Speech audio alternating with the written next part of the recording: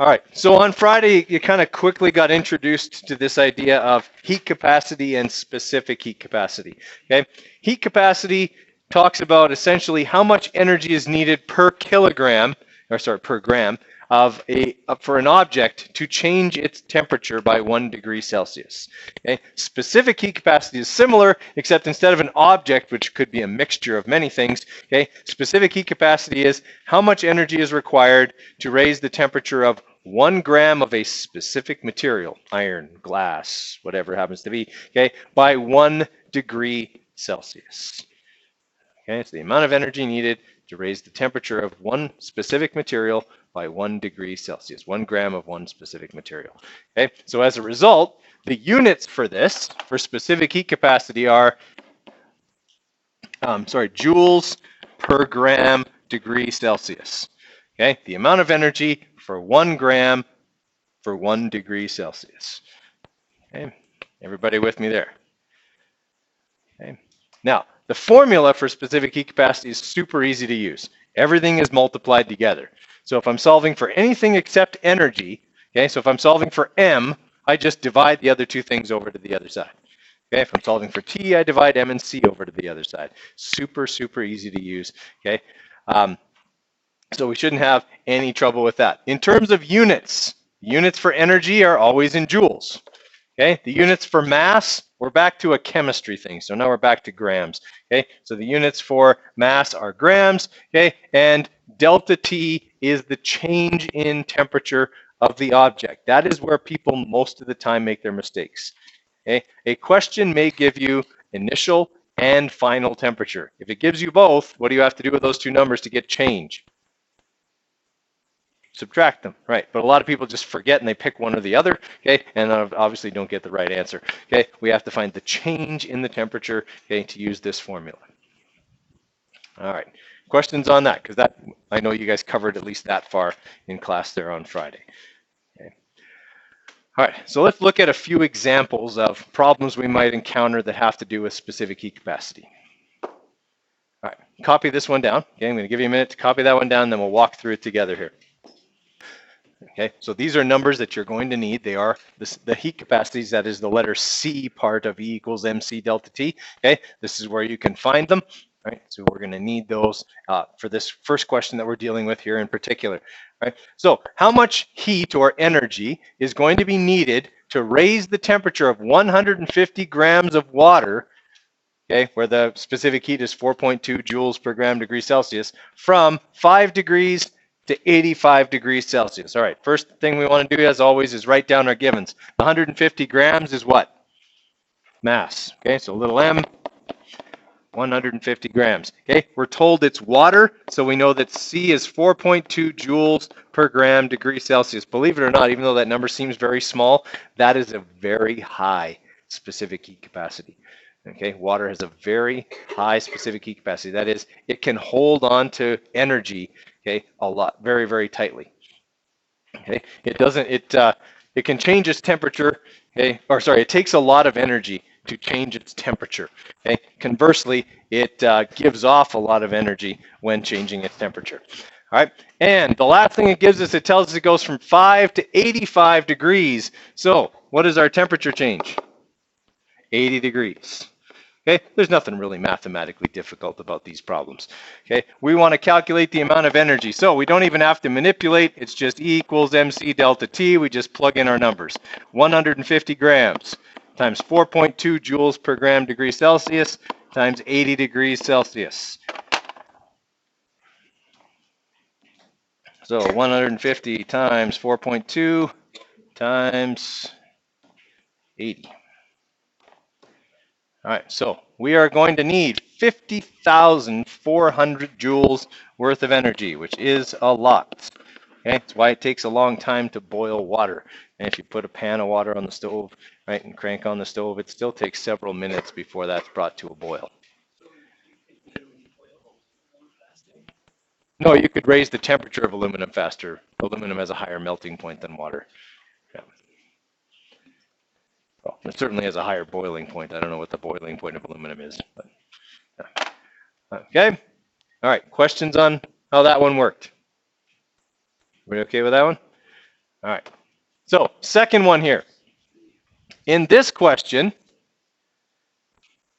we are asked to figure out what material we are dealing with. Okay, so what part of E equals mc delta T are we likely solving for here? C, right, because C is specific to each material, right? It's a specific physical property, just like solubility, okay, and you know, all those things we dealt with in the properties of compounds lab, okay, pH, all of that, those are all physical properties, okay? So is specific heat capacity. So we're looking for C in this question. We're told that we have a mass of 100 grams, okay? We're told it takes 4,200 joules worth of energy. Okay, and we are raising it from 12 degrees to 62 degrees Celsius, which means our temperature change is 50. Okay, 62 minus 12 is 50, right? All right, so we have those. We're looking for C. If I want to get C by itself, what do I do with M and delta T? Divide them over to the other side, right? If I want to do something, I move something, I do the opposite. Okay, here's where you got to be careful with your calculator. If you punch this in with no brackets, it'll do it from left to right. We don't want it done from left to right. We want top divided by bottom. Okay, so we have 4,200 joules, okay, divided by 100 times 50.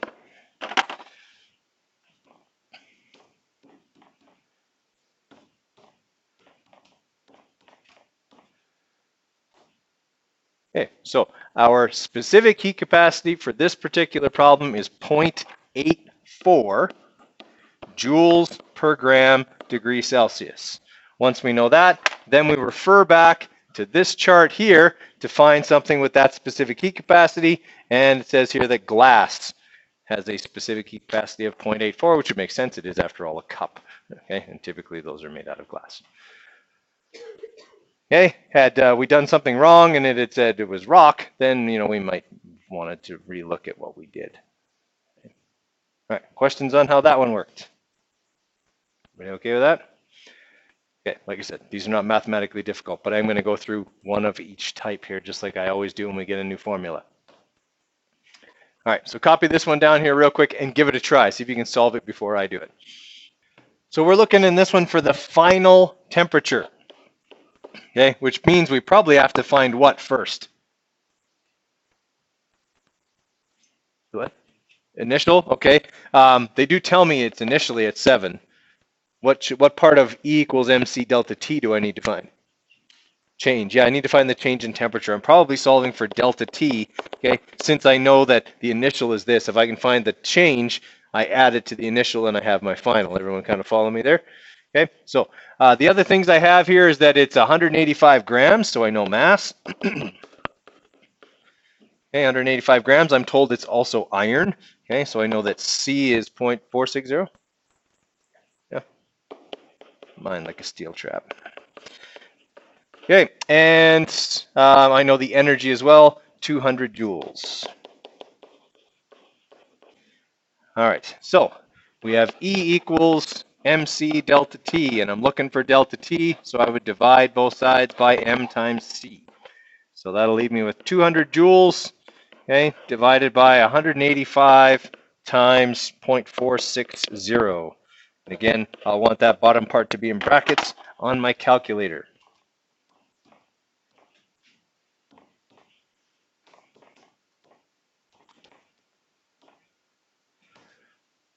Okay, so it's saying that my change in temperature is 2.35 degrees.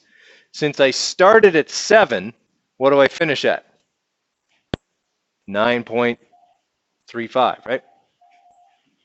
Right? So I started at 7, my temperature changes by 2.35, so my final temperature then is 9.35 degrees Celsius.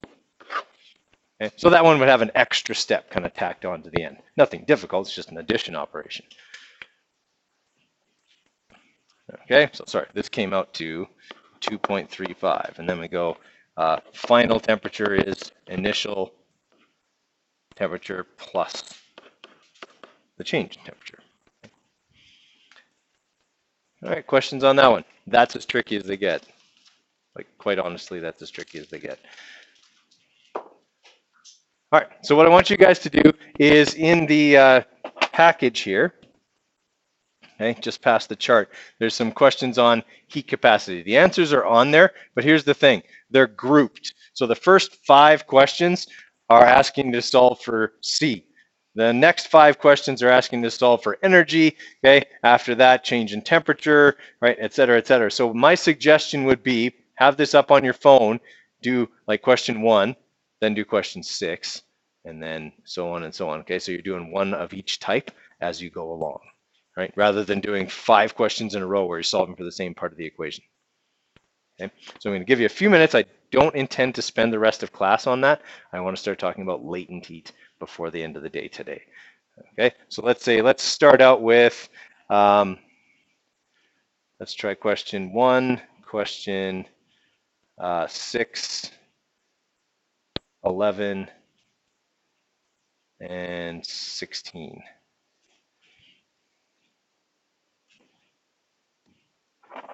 Okay, so 1, 6, 11, and 16. Start out with that and then go 2, 7, 12, and 17, and so on and so on. Okay, so do them in that order there. Okay, for now. Yep.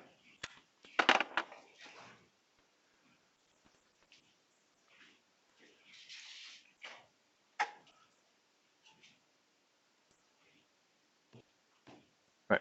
The next step here, guys, is dealing with what we call latent heats. Specific heat capacity deals with change in temperature. Okay, when something's temperature changes, we're changing the kinetic thermal energy of that material. Okay, that is, we are making the particles that make up that material move around faster. Okay, we're changing their kinetic thermal energy. That's what temperature measures. Temperature measures kinetic thermal energy. There are times when you are heating something up where its temperature stops changing, even though you're continuing to add energy to it. At this time, you are changing its potential thermal energy. And when you change something's potential thermal energy, you change its state. Right? So we're dealing now with what happens when a substance melts, or what happens when a substance vaporizes, or the opposite, condenses or freezes. Okay? Anytime there's a change in state happening, we are changing how far apart the particles that make that material are. If we melt something, we take them from being right smack together to being far enough apart that they're now a fluid and can change places. Okay? If we evaporate something, then we're taking them from being a fluid that's a liquid, okay, to a fluid that's a gas. We're making them even further apart. And the further apart they go, the faster they can move. Okay? The thing about thermal energy, though, is that it's not like mechanical. I can only change kinetic or potential. I can't change both at the same time. Right? With mechanical energy, I could change both potential and kinetic mechanical energy at the same time. But with thermal energy, that's not the case. I can either make something get hotter, or I can make it change state. Okay, but when you heat water to boiling, it stays at 100 degrees until all of it is boiled away. Right? If I have a glass with some ice in it, it stays at around 0 until all the ice has melted. That's the whole reason we put ice in drinks, okay, is to not just keep them cold, but to keep them at that temperature for an extended period. As long as there's ice in there, the drink won't get warmer than around 0 degrees. Okay? As soon as the ice is gone, it gets warm in a hurry. Okay? Ever notice that? Okay? It's 100% true. All right? So what we're looking at here is what we call the heating curve of water. Okay? So that's this diagram that we have right here. I don't know why it's called a curve, because there's no parts of it that are curved, but that's what it's called. Okay? So on the x-axis, we have energy. Okay? How much heat are we adding to this material? Okay? And on the y-axis, we have temperature. So if I'm starting out with water, okay, at minus 25, it would obviously be a solid. It would be ice at that temperature. If I add energy to the ice, it heats up. It doesn't melt right away. Okay? I have to get it to what temperature before it'll melt? 0. Okay, so I have to actually heat ice to 0 degrees Celsius, and then it will melt. Okay, but notice that while it's melting, okay, that is right here, what's happening to the temperature? Nothing. Okay? The temperature's staying the same even though I'm continuing to add energy. Right? And do I have to add a lot more energy to change it from a solid to a liquid than I did to heat it up? Right? Like I only had to add about this much energy from there to there, okay, in order to heat it to 0. But I had to add this much in order to get it to melt.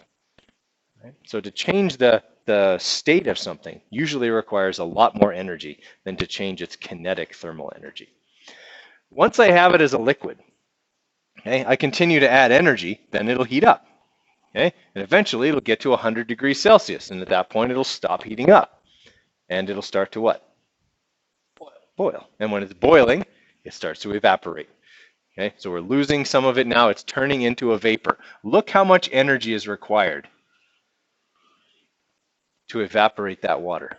Okay? We started out with a chunk of ice. Didn't take much to heat it to 0. Didn't take a whole lot to melt it. Okay? Didn't take a whole lot of energy to heat it to boiling.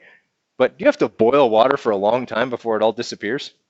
By the way, don't boil it till it all disappears. Okay? That's really bad for your pans, because what gets left behind is all the minerals and crap that's in the water, and they'll burn onto the bottom of the pan, destroying it. Okay, trust me, I've done it. Okay, yeah, it's really, really bad for your pan, so don't do that. Okay, but if we did boil all of that water away, we would have to add a lot of energy in order to do that. It takes a lot of energy to change the state of water from liquid to gas. Right? So think about how much energy is required to run the water cycle. Okay, and when if we get a rain and there's puddles and stuff out there, okay, think about how much energy it takes to dry up those puddles. And we don't even think about it; they just kind of dry up on their own. But that water's got to go somewhere. It takes a lot of energy to do that, which means when moisture comes to our area from somewhere else as water vapor, it's bringing a lot of energy with it. Okay, because it's in this high energy state of being a vapor. When it condenses and falls as rain, it's going to give back all that energy to its surroundings, okay? And the area will gain energy and warm up, okay? So you have things like that are things we have to think about. This shows how latent heat, and this was in lesson 2, is an important energy transfer mechanism, okay? When water vapor moves from one place to another, it carries a lot of latent heat, that type of energy along with it. All right, so if I want to do some calculations here, that's really what we're looking at, okay? Let's say the question asked me that I had, let's say, 500 grams of ice, and I wanted to heat it from minus 25 to 0. How would I figure that out? How would I figure out how much energy that would require?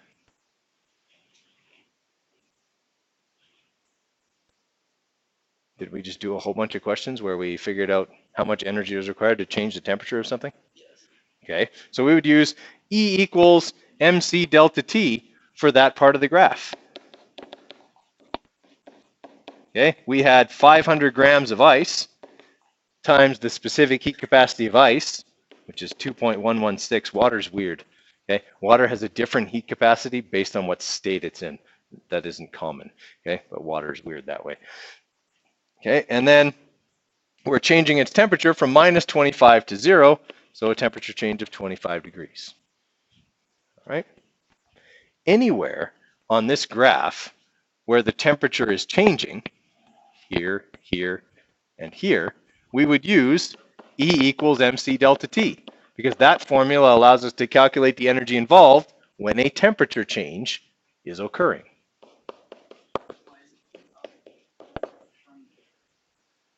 Well, you can heat vapor. Right? You can make steam hotter than 100. Yeah, definitely can make steam hotter than 100. Okay, you have to be very, very careful with steam. Okay, which would burn you worse, steam at 100 degrees or water at 100 degrees? Because yeah. Well, it's not that it attaches more; it's got more energy.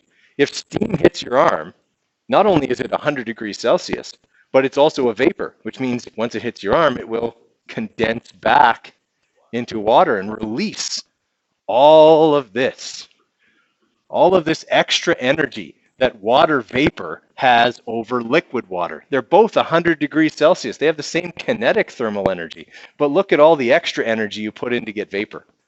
Okay? Steam has way more energy in it, even if it's the same temperature as the liquid water. right? So always be careful with steam. Okay, so as we were saying here, anywhere where the temperature is going up, we would use E equals mc delta T to calculate how much energy would be involved. Well, that formula doesn't work here or here. Why not? Why won't that tell me how much energy is involved in changing the state of something? What's not happening in those two parts of the graph? There's no change in temperature. If I use that formula, I'm going to find out it requires 0 joules of energy, because it does. It doesn't require any kinetic thermal energy. I'm not changing the kinetic thermal energy here or here. I'm changing the potential. So I have different formulas for these two parts. That's what we're going to look at next. Okay? So there are two different kinds of latent heat. Okay? There's latent heat of fusion, which happens when you've got melting or freezing, and you've got latent heat of vaporization, which happens when you evaporate or condense water and vapor. Okay? They both are a little bit different. Okay, so for water, the latent heat of fusion, that is how much energy is required to melt 1 gram of ice into 1 gram of water at 0 degrees, so no temperature change, okay, is 333 joules per gram. So for every gram of water, every gram of ice, you need 333 joules to melt it. Okay, ever made a snowball with your bare hands? Okay, your hands get cold in a hurry when you do that? Because for every gram of the ice that you melt in your hands lose 333 joules worth of energy to do it. And so very quickly, it makes your hands very cold. Okay? In addition to the fact that once you get water on your hands, the water starts to evaporate, and the energy to evaporate comes from your hands too. Okay? That's how sweat works. Right? We sweat because as the sweat evaporates, it takes energy from our body to do it, and it's really effective at cooling us off. All right, so if I've got 333 joules for every gram, and I'm looking at our example from before where I had 500 grams of water, 500 grams of ice, how much energy would it take to melt 500 grams of ice? Well, I would have to use this formula here. Okay, I know that for every gram, it takes 333 joules. So if I multiply that by the number of grams, in this case 500, would I be able to calculate how much energy is required to melt that block of ice? Yeah, okay, I have half a liter of ice. So, okay, all I would do is go E equals M times the latent heat of fusion. Okay, and the latent heat of fusion, or LF, is this number here. That number will always be on your formula sheets and stuff like that. It's not something you have to memorize. Okay, so I take my 500 grams, multiply that by 333, okay, and I would get the amount of energy required to melt 500 grams of ice.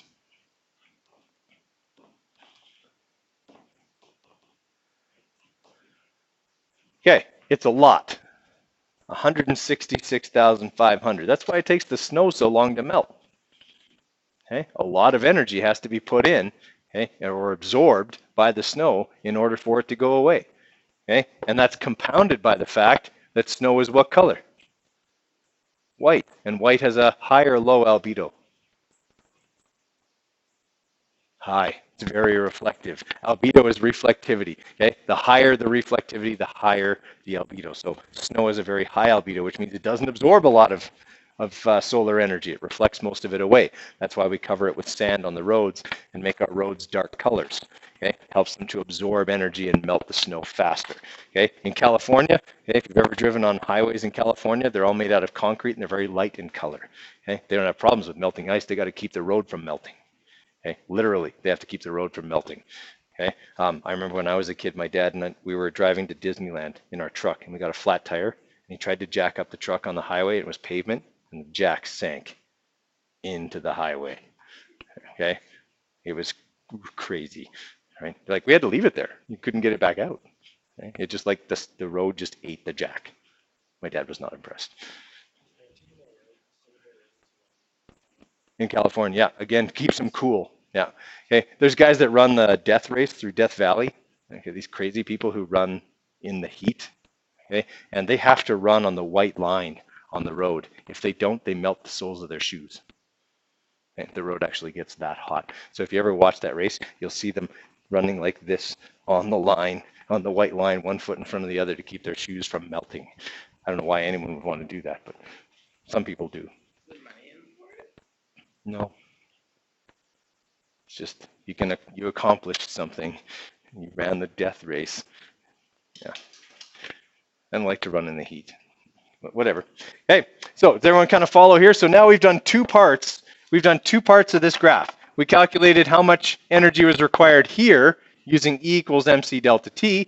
We calculated how much energy was required to melt the ice using E equals mLF.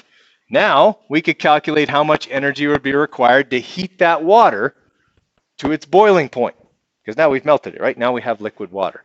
All right, so for this part, we would also use E equals mc delta T because temperature is changing again. How much does the temperature change by?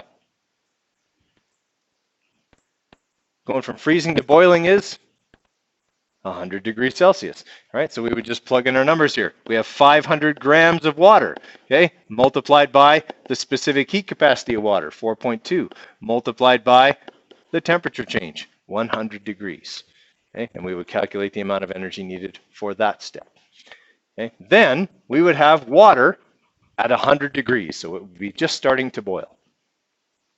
Okay, now I can't use E equals mc delta T here, because again, the temperature change during this part is 0. So I need another formula, okay, that's like this one. I can't use E equals mLF because that's for melting. It takes way more energy to evaporate water than it does to melt ice. Okay, so the latent heat of vaporization for water is 2,260 joules for every gram. 1 gram of water is 1 milliliter. Okay, it's a very small amount of water, and it takes 2,260 joules of energy to evaporate 1 gram of water, already at 100 degrees Celsius. Okay, is that a lot? Yeah, it is. Okay, it's a lot of energy. That's why sweat is so good at cooling us off. Okay, like let's say sweat. Like let's say you get out of the shower, right? You get out of the shower. If you don't dry yourself off right away, do you feel chilled? Right? You got this water on you and it's starting to evaporate. It's getting the energy to do that from you, right? That's why you feel cold, right? Same with sweat. As you perspire, okay, that water evaporates. It takes the energy from you in order to do that. Okay, if it's a hot day, are you going to feel cooler if you just sit there or if you move around? Yeah, you move around, you increase the rate at which the water evaporates if you move around, and you'll feel a little bit cooler. Okay, I'm not saying like you work out, then obviously you'll feel hotter, but okay, if you just move around a little bit or you sit in front of a fan, okay, you always feel cooler in front of a fan because it speeds up the rate of evaporation and helps you to cool off faster. Okay, making some sense? We're going to finish up this idea of the heating curve of water tomorrow. Okay, we'll work on that probably most of the day tomorrow. Okay, Thursday, we will finish up a couple of other things. Friday and Monday, we'll go over biomes, okay, which will be one of the last things. Okay, on Tuesday, we'll do a unit exam review. All right, Thursday, you write your unit exam for Unit 4. All right, it's coming right up here, guys. All right, we're coming up on the end, so stay on top of things.